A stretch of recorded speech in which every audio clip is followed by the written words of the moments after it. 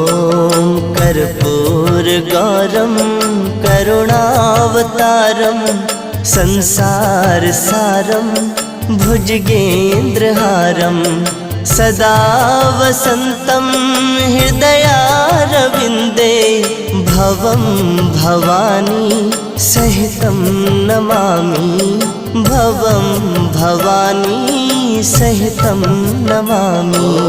कर्पूरगौरं करुणावतारं संसारसारं